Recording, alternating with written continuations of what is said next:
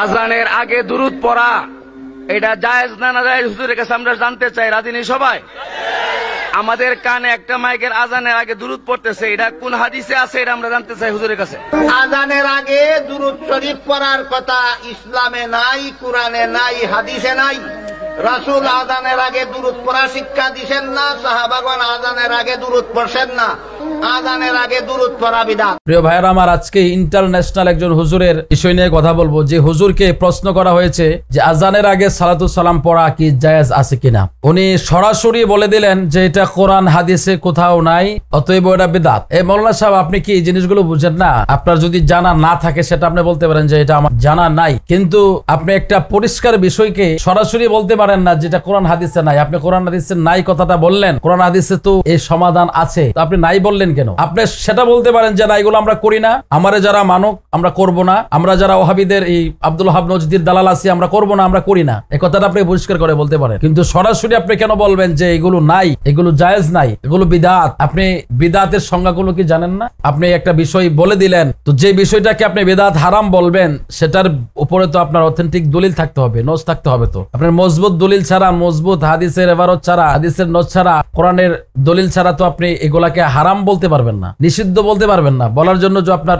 মজবুত এভিডেন্স লাগবে, দলিল লাগবে। হুজুর যে বললেন যে পড়া যাবে না, আজানের আগে পড়া যাবে না, আচ্ছা এই কথাটা উনি যে বললেন এই কথাটা কোথায় লেখা আছে যে আজানের আগে যে পড়া যাবে না, এই পড়া যে যাবে না এই দলিলটা কোথায় আছে বলেন? এই হুজুরকে বলেন বলতে যে কোন কিতাবে লেখা আছে, কোন ফিকার কিতাবে আছে, হ্যাঁ কোন হাদিসের কিতাবে আছে, কোরআনের কোন জায়গায় আছে যে আজানের আগে সালাতু সালাম পড়া যাবে না? এটা তারে দেখাইতে হইব। এই ডাইলফুরিকে বলেন, এই ডাইলফুরি যেন এটা দেখাইতে হইব তার, যে কোরআনের ভিতরে কোন জায়গায় আছে যে আজানের আগে সালাতু সালাম দেওয়া যাবে না। শুধু তারা এটা বলেন, দেখাইতে পারবে না। তো ও লালদারি তো লালদারি থাকবে না, ও তো সাদা হয়ে যাবে খুঁজতে খুঁজতে, বুঝতে পারছেন? তুমি বলো যে আমরা এগুলো করি না, আমরা যারা আব্দুল ওয়াহাব নজদির চেলা আছি, দালাল আছি, আমরা এগুলো করি না, এটা সরাসরি বলো যে আমরা পছন্দ করি না, আমরা করি না, এটা বলো। কিন্তু তোমরা ডাইরেক্ট বিদআত, হারাম, নিষিদ্ধ, করা যাবে না, এগুলোর অধিকার আপনাকে কে দিয়েছে বলেন? আপনি দেখান, আমারে দেখান দেখি। আপনি যে বললেন কোরআন ও হাদিসে নাই, তো কোরআন হাদিসে কোন জায়গায় আছে যে আজানের আগে সালাতু সালাম দেওয়া যাবে না? এটা কোরআনের কোন সূরাতে আছে, কোন পারায় আছে, কোন পৃষ্ঠাতে আছে বলেন? বলতে পারবেন না। বরং আমি আমার দ্বীনি ভাই বোনদেরকে বলতে চাই, যারা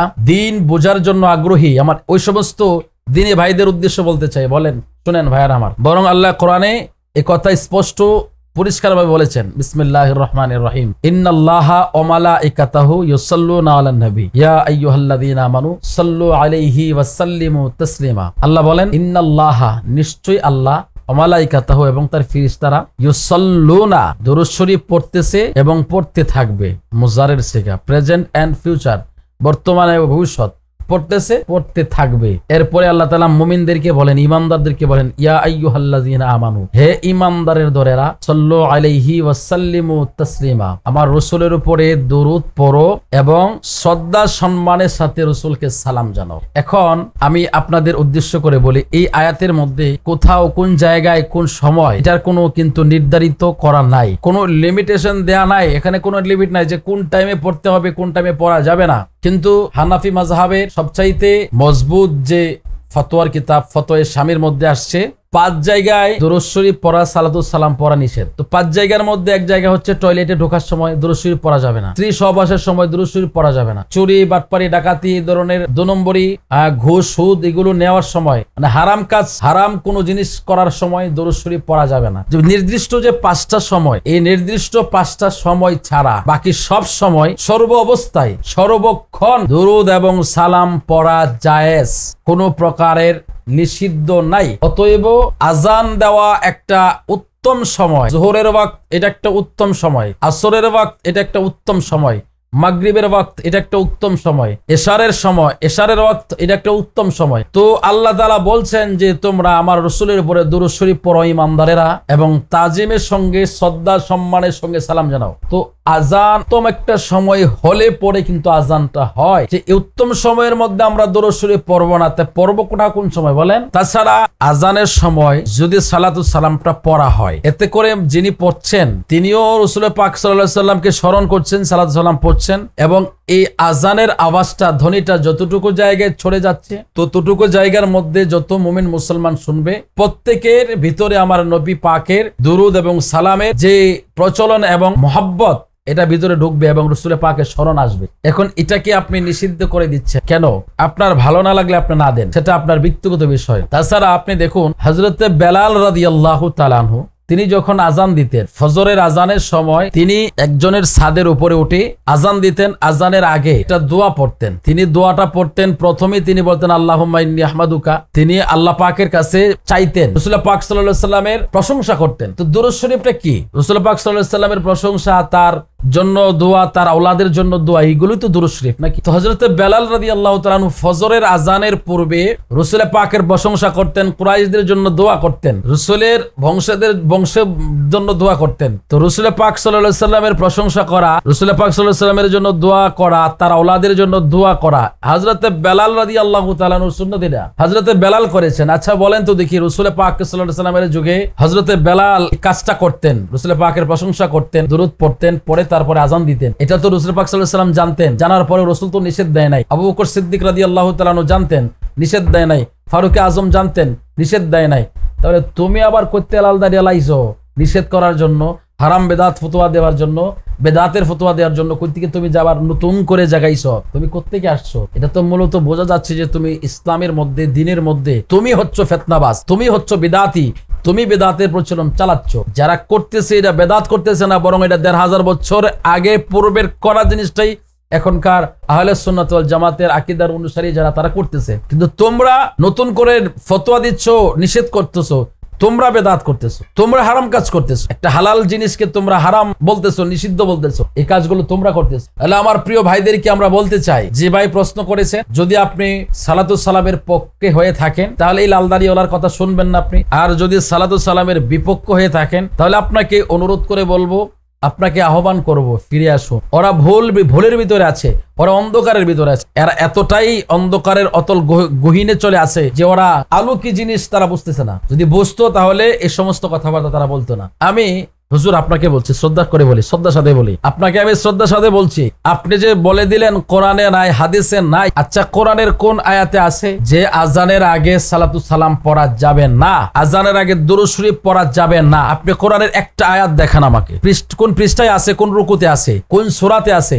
আপনি শুধু একটা নজ দেন, একটা দলিল দেন। তারপরে কোন হাদিসের মধ্যে রাসূল নিষেধ করছে যে তোমরা আজানের আগে সালাতুস সালাম পড়তে পারবে না? আপনি সিয়াসিতার কোন হাদিসের কিতাবের মধ্যে আছে? আপনি এটা একটু দেখাবেন। আপনি আপনার বাপদাদার কিতাব আব্দুল ওয়াহাব নজদির যে দালালি করে আশরাফ আলী থানভী, ওদের কিতাব নিয়ে আইসেন না, ওদের কিতাব নিয়ে আসলে চলবে না। আপনি হাদিস দেখাইতে হবে। আর ফতোয়ার কিতাব যদি আপনি দেখাইতে চান তাহলে আপনি ফতোয়ায়ে শামী দেখান, যেটা সবচাইতে মজবুত কিতাব আহলে সুন্নাত ওয়াল জামাত এবং হানাফি মাযহাবের মজবুত কিতাব। আপনি ওখানে দেখান যে ওখানে লেখা আছে কিনা, দেওয়া যাবে কিনা, বেদাত লেখছে কিনা উনি। তারপরে মজবুত কোন এভিডেন্স আপনার কাছে আছে থাকলে আপনি দেখান দেখি। কিন্তু দলিল ছাড়া আপনি হুট করে একটা বিষয়কে, একটা মীমাংসিত বিষয়কে আপনি ঝামেলার মধ্যে ফেলাই দিবেন, নতুন করে ফতোয়া দিবেন, এই সমস্ত কাজ আপনারা কেন করেন? আপনার ভালো লাগে না যে আমি আমার রাসূল পাককে দুরূদ শরীফ শুনলে সহ্য হয় না, আমি পারবো না, আমি করবো না, এটা আপনার ব্যক্তিগত বিষয়। একটা হচ্ছে আপনার ব্যক্তিগত বিষয়, আপনি করবেন না, সেটা আপনার বিষয়। আপনি না করলে আপনাকে আমরা জোর করতেছি না করার জন্য। কিন্তু আপনি আমভাবে তো সরাসরি বলতে পারেন না যেটা কোরআন হাদিসে না, এটা করা যাবে না, বেদাত, হারাম, নিষিদ্ধ, এগুলো তো আপনি বলতে পারেন না। এটা তো মোটেও আপনার উচিত হয় নাই। আপনি এই সমস্ত কথাবার্তা, আপনার এই সমস্ত ফতোয়াগিরি বন্ধ করেন। যদি আপনি ফতোয়া দিতে চান, বেদাত হারাম প্রমাণ করতে চান, আপনি পর্যাপ্ত দলিল দিয়ে করবেন। যে ভাই আপনাকে প্রশ্ন করেছে তাকে তো আপনি দলিল দিয়ে বুঝাই দিতে পারলেন না। আপনি কোরআনের কোন জায়গায় আছে, হাদিসের কোন হাদিসের মধ্যে আছে, এটাও তো আপনি বুঝাই দিতে পারলেন না। আপনি শুধু জাস্ট আপনার মুখের ভাষা আপনি বলে দিলেন যেগুলো কোরআনে নাই, হাদিসে নাই, এটা বিদআত।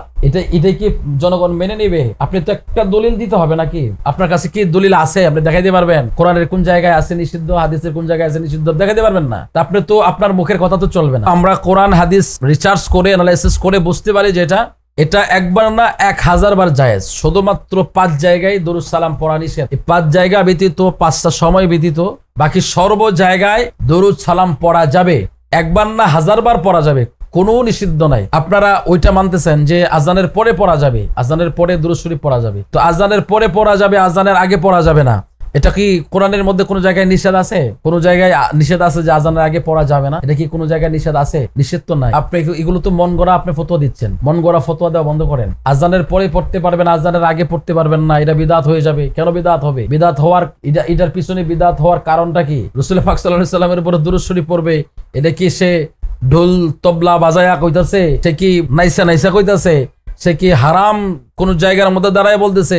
পবিত্র জায়গার মধ্যে পবিত্র অবস্থায় পবিত্র বাক্য উচ্চারণের সময় রাসূল পাক সাল্লাল্লাহু আলাইহি ওয়াসাল্লামের আগে প্রশংসা করলো, দুরূদ শরীফ পড়লো, এটা আপনি সহ্য করতে পারতেছেন না, এটা আপনার কাছে বিদআত আর হারাম নিষিদ্ধ মনে হচ্ছে। এই সমস্ত কথাবার্তা, এই সমস্ত গাঁজাখুরি কথাবার্তা বন্ধ করুন। আপনি এই সমস্ত ফালতু কথাবার্তা, ফালতু ফতোয়া দেওয়া বন্ধ করুন। আপনি না করলে সেটা আপনি বলে দিতে পারেন যে আমি করি না, অনুসারীরাও করে না, আমরা করব না, সেটা একটা বিষয়। কিন্তু আপনি সবাইকে নিষেধ করতে পারবেন না। আমরা করে শান্তি পাই এবং কোরআন হাদিসে সেটার রেফারেন্স আছে, আমরা যতটুকু বুঝতে পারি, দলিল অনুযায়ী আমরা যতটুকু বুঝতে পারি আমরা যে এটা জায়েজ আছে। না করলে যে আমরা আমাদেরকে আপনারা বিদআতি বলেন, আপনারা যদি না করেন আপনাদেরকে আমরা বিদআতি বলবো না। কারণ এগুলো আমরা কাউকে গালি দেওয়া, কারোর সাথে দুশ্মনী করা, কারোর সাথে মারপিট করা, এগুলো আমাদের শিক্ষা না।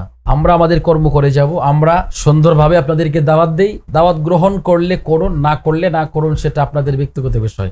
আর আপনাকে যে আমি দাওয়াত দিয়ে আপনাকে টেনে হেসড়ে আনতে হবে, এ দায়িত্ব আল্লাহ আমাকে দেয় নাই। আমি নবী রাসূলের মতো আমাদেরকে এরকম দায়িত্ব দেয় নাই। এগুলো নবী রাসূলদের কাজ। ওনারা দাওয়াত দিয়ে কি করে মানুষকে দিনের পথে নেবে, ওনাদের কাজ ছিল। আমাদের কাজ শুধু আমরা জাস্ট নবীজির অনুসারী হিসাবে মানুষকে ধর্মের কথা বলা, ধর্মের দাওয়াত দেওয়া, সঠিক রাস্তার কথা বলা, রাস্তা দেখিয়ে দেওয়া, এগুলো আমাদের দায়িত্ব। কাউকে টেনে হেসড়ে রাস্তায় আনা এগুলো আমাদের দায়িত্ব না। আমরা আপনাদের মতো এমন অশৃঙ্খল না, পাষণ্ড। আপনারা যা তা খুশি করতে পারেন, যা বলতে পারেন, এগুলো আমরা বলতে পারি না। আমরা বলি যদি আপনার ভালো না লাগে আপনি না করেন। এতে করে আমরা আপনাকে জোর করে করাইতে যাব না। কিন্তু আমরা যারা করি বা আমাদের ভালো লাগে, আমরা যারা করে আসতেছি, করবো ভবিষ্যতে ইনশাআল্লাহ, আমাদেরকে বাধা দিতে যাবেন কেন?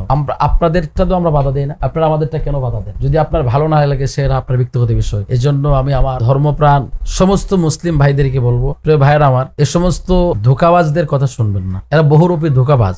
এদের কথা শুনে আপনাদের ঈমানকে আপনারা নষ্ট করবেন না। প্লিজ আপনারা একটু বোঝার চেষ্টা করুন। শুধুমাত্র 5 জায়গায় নিষেধ আছে দুরূদ শরীফ পড়া, আর বাকি সব সময় সর্ব অবস্থায় রাসূল পাক সাল্লাল্লাহু আলাইহি ওয়াসাল্লামের উপরে দুরূদ শরীফ পড়া, এটা সবচাইতে উত্তম কাজ, সবচাইতে উত্তম কাজ। এর থেকে আর কোনো বড় উত্তম কাজ হতে পারে না রাসূল পাক সাল্লাল্লাহু আলাইহি ওয়াসাল্লামের উপর দুরূদ শরীফ পড়া। কারণ আপনি দেখুন সমস্ত ইবাদত, আমি সমস্ত ইবাদতের মধ্যে কত ইবাদতের কথা বলবো, শুধু নামাজটাই বলি। আপনার নামাজের ভিতরে আপনি সূরা পড়লেন, ফাতিহা পড়লেন, অন্য কেরাত পড়লেন, রুকু করলেন, সেজদা করলেন, এই সবকিছু আপনার কবুল হয় কি হয় না এটার মধ্যে সন্দেহ আছে। বাট তাশাহুদে যখন আপনি দুরূদ শরীফ পড়েন, আল্লাহুম্মা সাল্লি আলা মুহাম্মাদ ওয়া আলা আলি মুহাম্মাদ পড়েন, আপনার রুকু, সেজদা, কেরাত, তাসবিহ এগুলো কবুল হোক আর না হোক, কিন্তু এটা নিশ্চিত 100% কনফার্ম, এটা আমি ওভার শিওর হয়ে বলতেছি যে এটা অবশ্যই কবুল। অন্যগুলো কবুল হোক আর না হোক, এটা কবুল। এখন বলতে পারেন হুজুর আপনি তো ওভার শিওর কেমনে?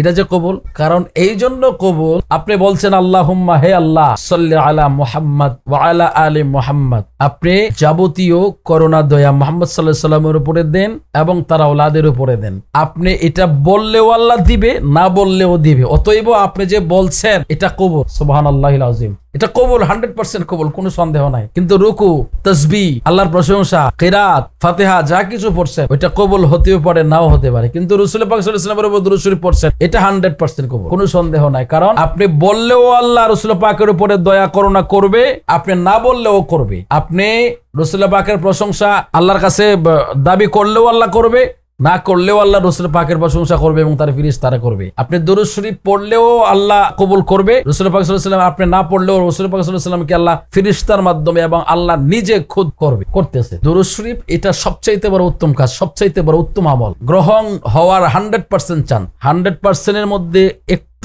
একটুও কম নাই, পুরোপুরি 100% যেটা কবুল হয়ে যাবে। অতএব খুব সাবধান, একটা কবুল ইবাদতকে যারা নষ্ট করে দিতে চায়, আপনারা বুঝতে পারতেছেন তো এগুলো কার কাজ? ইবাদত নষ্ট করে দেওয়া, আমল নষ্ট করে দেওয়া, এটা কোনো মুমিনের কাজ হতে পারে না। নিশ্চিত এটা ধোঁকাবাজ ইবলিসের কাজ। অতএব এই সমস্ত কাজ থেকে একটা কবুল ইবাদত নষ্ট করে দেওয়ার জন্য যারা বিভিন্ন রকম ভাবে ফতোয়াবাজি করে, মনে করবেন যে এটাও একটা শয়তানের এজেন্ডা। হ্যাঁ, এটা শয়তানের একটা চক্রান্ত, শয়তান চায় এর মাধ্যমে এটা বাস্তবায়ন করতে। আপনারা সতর্ক থাকুন। রাসূল পাক সাল্লাল্লাহু আলাইহি ওয়াসাল্লামের উপর দুরূদ শরীফ পড়া এটা আল্লাহর নিজের আমল। নামাজ আল্লাহর ইবাদত না, আল্লাহর আমল না। রোজা আল্লাহর আমল না, হজ আল্লাহর আমল না, যাকাত আল্লাহর আমল না। কিন্তু রাসূল পাক সাল্লাল্লাহু আলাইহি ওয়াসাল্লামের উপরে দুরূদ পড়া এটা আল্লাহর নিজের খুদ আমল করে নিয়েছেন। আল্লাহকে যদি বলি আল্লাহ আপনি নিজের জন্য খাস করে দুরূদ শরীফটা নিয়েছেন, এবার আপনি চিন্তা করুন যেটা আল্লাহ নিজে করে সেটা বান্দা করলে আল্লাহ কতটা খুশি হবে সে বান্দার উপরে। অতএব এই কাজটা থেকে যারা আপনাকে দূরে সরাই দিতে চায়, এ কোনোদিনও আপনার আপন হতে পারে না। এটা নিশ্চিত আপনার দুশমন, কোনো সন্দেহ নাই। এই জন্য খুব সাবধান থাকুন, সতর্ক থাকুন। এই সমস্ত ফতোয়াবাজি যারা করে এদের থেকে দূরে থাকুন। আল্লাহ সবাইকে কবুল করুক। আসসালামু আলাইকুম ওয়া রাহমাতুল্লাহ।